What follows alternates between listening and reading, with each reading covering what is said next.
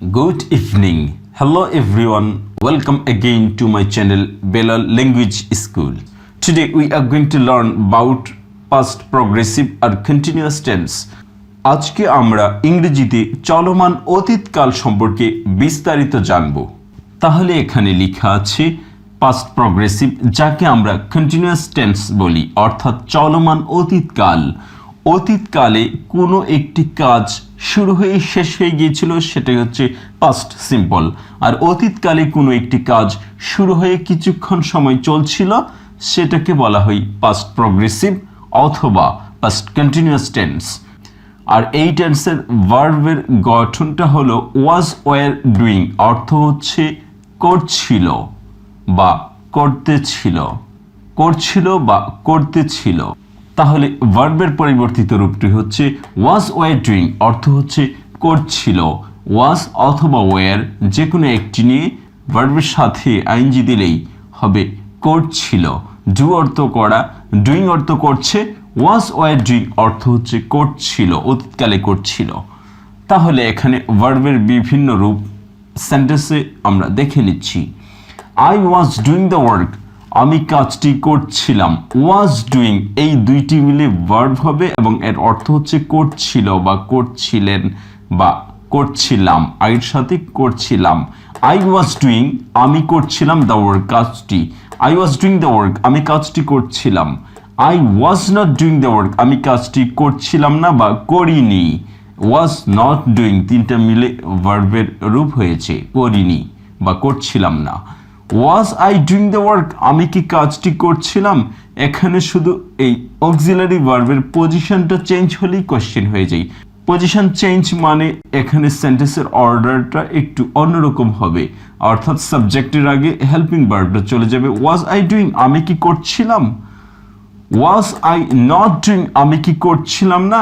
ভার্বটা হবে পরে, হেল্পিং ভার্বটা চলে আসবে সাবজেক্টের আগে। তাহলে question with auxiliary verb.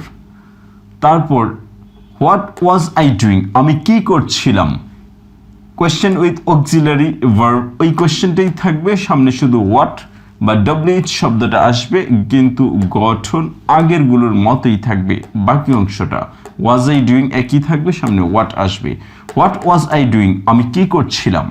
What was I not doing আমি কি করছিলাম না। আই এর সামনে ওয়াজ চলে আসছে, তার আগে হোয়াট, আমি কি করছিলাম না।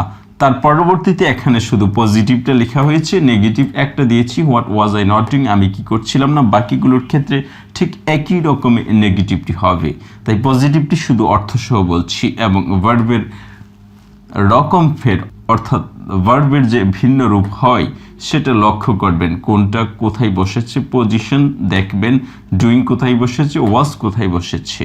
আইয়ের সাথে ওয়াজ, অন ইউ এর সাথে ওয়ার বিভিন্ন সময় বিভিন্ন রকম হবে। When was I doing the work আমি কখন কাজটি করছিলাম? When was I doing the work আমি কখন কাজটি করছিলাম? Where was I doing the work আমি কোথায় কাজটি করছিলাম? Why was I doing the work আমি কেন কাজটি করছিলাম? How was I doing the work আমি কিভাবে কাজটি করছিলাম?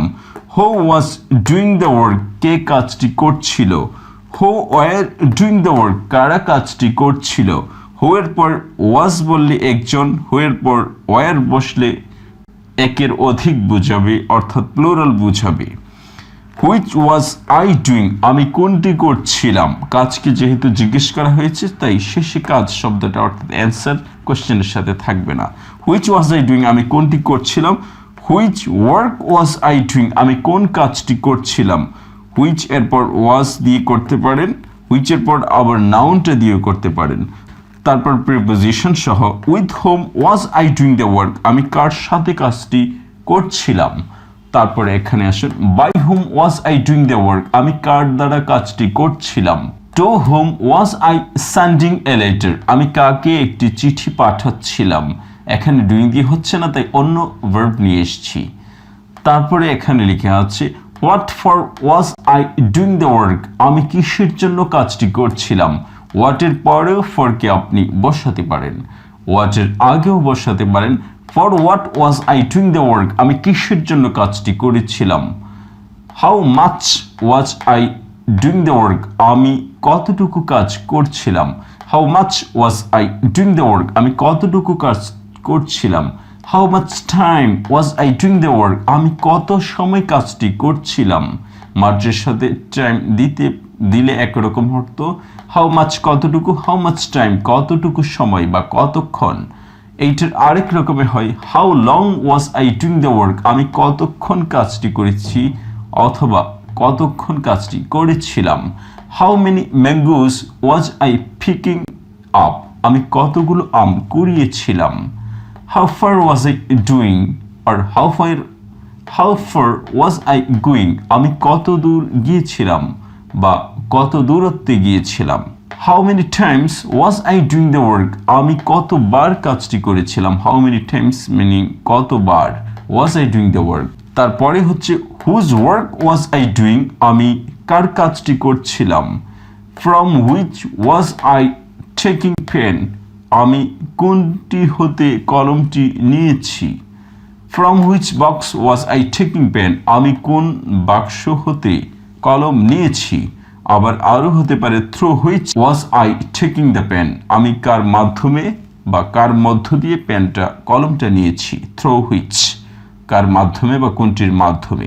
এভাবে সাধারণ সেন্টেন্সগুলো আমরা পড়ে ফেলেছি। এবার দুইটি সেন্টেন্স একত্রে কিভাবে আসে এই টেন্সে সেই সম্পর্কে আলোচনা করব। তাহলে শুরুতেই আসি ওয়েন। ওয়েন দিয়ে কোনো সেন্টেন্স যখন যুক্ত হয় এবং এই টেন্সে ব্যবহৃত হয় তখন কিভাবে হয়। তাহলে এখানে প্রথমে আমরা দেখতে পাচ্ছি when Mina came home Sita was cooking food. তাহলে ওয়েন দিয়ে প্রথম যে সেন্টেন্সটা হবে সেটা হচ্ছে যে একটি কাজ চলছিল অতীতকালে, তার মাঝখানে গিয়ে আরেকটি কাজ হচ্ছে। সেক্ষেত্রে আপনি যে কাজটি আগে চলছিল সেটা কন্টিনিউয়াস দিবেন, পাস্ট কন্টিনিউয়াস। আর যে কাজটি মাঝখানে ঘটলো ওইটা পাস্ট সিম্পলে রাখবেন। এখানে আলাদা আলাদাভাবে লেখা আছে Sita was cooking food when Mina came home. Sita আগে রান্না করছিল এবং তার মাঝখানে মিনা ঢুকে পড়ল। When Mina came home Sita was cooking food, তাহলে সীতা আগে কাজটি করছিল, মাঝখানে মিনা চলে এসছে। আবার এইটি ওয়েনটি শুরুতে দিয়ে এভাবে কমা দিয়ে করা যায়। আবার সেন্টেন্সের অর্ডারকেও আপনি ভিন্ন করতে পারেন। তখন হবে Sita was cooking food, Sita was cooking food when Mina came home. Sita খাদ্য রান্না করছিল, মিনা তখন চলে আসলো। তাহলে একটি কাজের মাঝখানে আরেকটি কাজ ঘটবে, এটা ওয়েন দিয়েও করা যায় আবার ওয়াইল দিয়েও করা যায়। আর ওয়াইলের পাশাপাশি সেন্টেন্সটা কিন্তু অবশ্যই কন্টিনিউয়াস টেন্স করতে হবে, আর বাকিটা হবে ইনডিফিনিট টেন্স। তারপরে এখানে লেখা আছে while Mita was walking on the road Sita was running. যখন মিনা রাস্তায় হাঁটছিল তখন সীতা রাস্তায় দৌড়াচ্ছিল। তাহলে দুইটা একই ঘটনা কন্টিনিউয়াসের হয়, তখন ওয়াইল দিয়ে যোগ করতে হয়।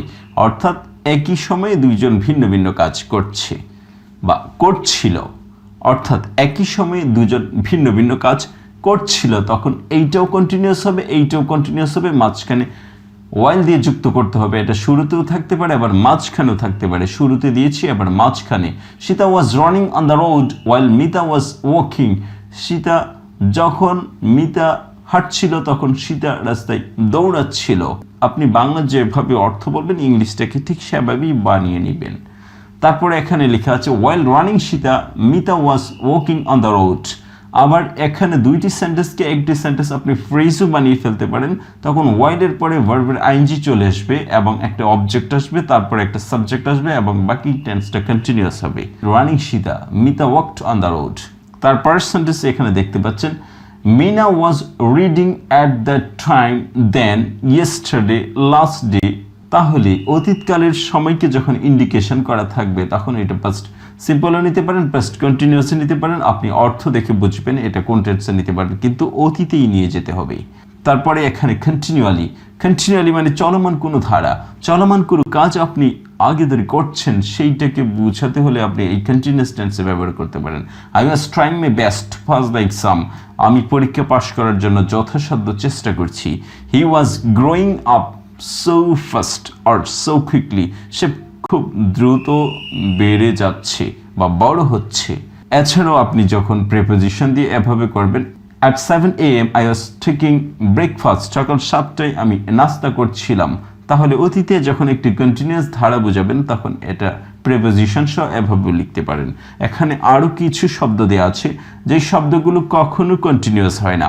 এগুলো যখন আপনি কন্টিনিউয়াস করতে চাবেন তখন কন্টিনিউয়াস করতে পারবেন না। আপনি এগুলো কন্টিনিউয়াস করতে চাইলে পাস্ট ইনডেফিনিটে ব্যবহার করতে হবে এবং অর্থ দিবেন কন্টিনিউয়াসের, কিন্তু ব্যবহার করবেন পাস্ট ইনডেফিনিটের মতো। বিলিভ, বিলিভিং হয় না।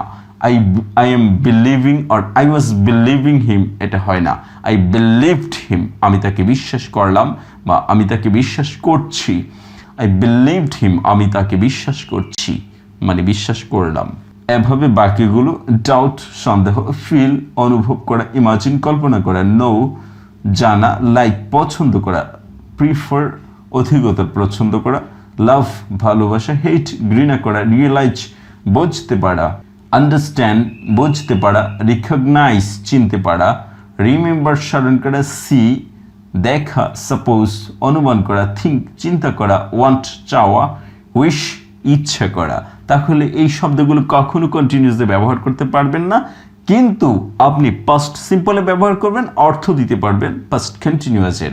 এভাবে আমরা জেনে গেলাম পাস্ট কন্টিনিউয়াস টেন্সের বিভিন্ন ব্যবহার।